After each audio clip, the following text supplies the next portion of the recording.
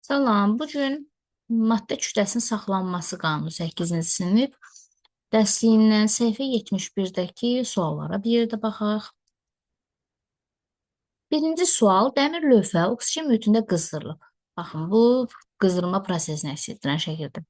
Reaksiya daxilində oksigen kütləsini qramla hesablayın. Reaksiyada baxın, əvvəlcə götürdüyümüz dəmir lövhənin kütləsi nə qədər olub? 18-29 idi. Bu oksigenlə qızdırılıb, yəni oksigenlə reaksiyaya girib. İndi burada nə qədər oksigenlə reaksiyaya girib bilmirik.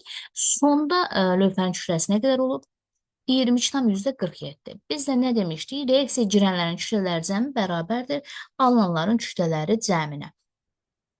Yəni biz burada 22,47-dən çıxsaq 18,29-u oksigenin kütləsini tapa bilərik. Bu deyilir 4,18. Oksigenin kütləsi bərabərdir 4,18 qrama. İkinci suala nəzər salaq.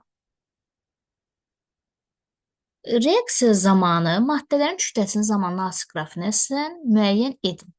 Başlanğıc maddələr və reaksiya məhsullarını. Baxın, qrafikə baxanda məhsul alınandır. Yəni, baxın, bu sıfırdan gəldi, bu koordinat oldu. Sıfırdan gələn məhsuldur, alınıb. Reaksiya girən isə əvvəldən müəyyən bir kütləsi olandır. Yəni, burada B və C götürülüb, reaksiyaya girən maddələrdir, A isə alınıb. Deməli, başlanğıc maddələr hansılar oldu?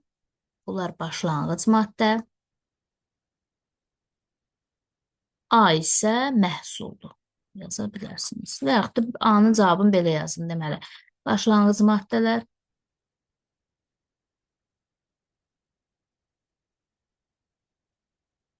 A və B, məhsul, səhv yazdım, C və B, məhsul A.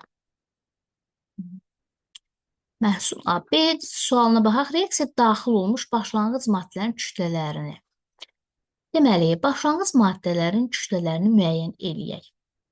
Biz burada nə görürük? B, baxın, 20 qram idi, gəlib dayanıb M-də. Bu B-ni deməli 20 qram götürmüşük, M qramı artıq qalıb. 20 minus M reaksiyaya girib. C-nin isə hamısı reaksiyaya girib. 20 qram hamısı reaksiyaya girib. Abone olun, like edin, rəy yazın, video linkini paylaşın. Sağ olun. C bəndindəki suala baxaq, M-in qiymətini hesablayaq. Deməli, reaksiyaya girənlər kütlələr cəmi bərabərdir alınanların kütlələr cəmi. Burada B nə qədər reaksiyaya girib? 20 minus M. C nə qədər reaksiyaya girib? 20 qram. Və sonda alınan A-nın kütləsi nə qədərdir? Burada görürsünüz 40-40 xətlərlə də işarələyib 23 qram A əldə eləmişik. Burada M neçə olacaq? Deməli, 20 toplasaq 20 ilə 40, 40-dan 23 çıxsaq 17. M 17 imiş. Biz buradan həmçinin B-nin reaksiyaya girən hissəsini də tapa bilərik. 20 minus M, yəni 20 minus 17 olacaq ki, bu da bərabər 3 qrama. Demək ki, B-dən 3 qram reaksiyaya girib, C-dən də 20 qram. Onsuz da burada görürük. C, baxın, görürsünüz, sıfıra gəlib inib. Hansı reaksiyaya girib? 23 qramda A əldə eləmişik. Öyrəndiklərinizi yoxlayın hissəsinə baxaq.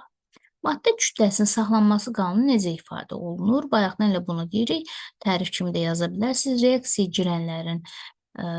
girən maddələrin kütlələri cəmi bərabərdir alınanların kütlələri cəminə. İkinci, açıq havada mis lövhənin qızdırılması zamanı onun kütləsi artır. Bu reaksiya üçün maddə kütləsinin saxlanması qanunu ödənirmi? Cavabınızı əsaslandırın. Əlbəttə ödənir. Açıq havada mis lövhənin qızdırılması zamanı onun kütləsi artır. Nəyə görə? Bu qızdırma prosesində mis oksigenlə reaksiyaya girir. Mis oksid əmələ gəlir. Təbii ki, burada da kütlə nəyə görə artır? Çünki maddə ilə reaksiyaya girib. Ona görə kütləsi artmış olacaq. Burada belə qeyd edə bilərsiniz. Mis oksigenlə reaksiyaya girdiyi üçün lövhənin kütləsi artacaq. Üçüncü sual, qapalı qabda maqnezium CO3 parçalandıqda qabın kütləsi dəyişərmi? Cavabınızı əsaslandırın. Bəli, qapalı qabda deyir amma. Bunu nəzərə almalıyıq. Yox. Deməli, maqnezium oksid üstə qaz CO2. Düzdür, burada CO2 alınır. Bu qazdır, qaz olanda belə işarə qoyuruq. Amma şərtdə nə deyir? Qapalı qabda deyir. Yəni, siz bu qapaq bağlıdırsa, burada CO2 kənara çıxmır. Yazırsınız ki, burada qaz halında maddə alınır, amma qab qapalı olduğu üçün qabın kütləsi dəyişməyəcək. Çünki oradan qaz uçmur. Belə maddələr burada qaldığı üçün kütlə dəyişməyəcək. Belə. Sağ olun, salamat qalın.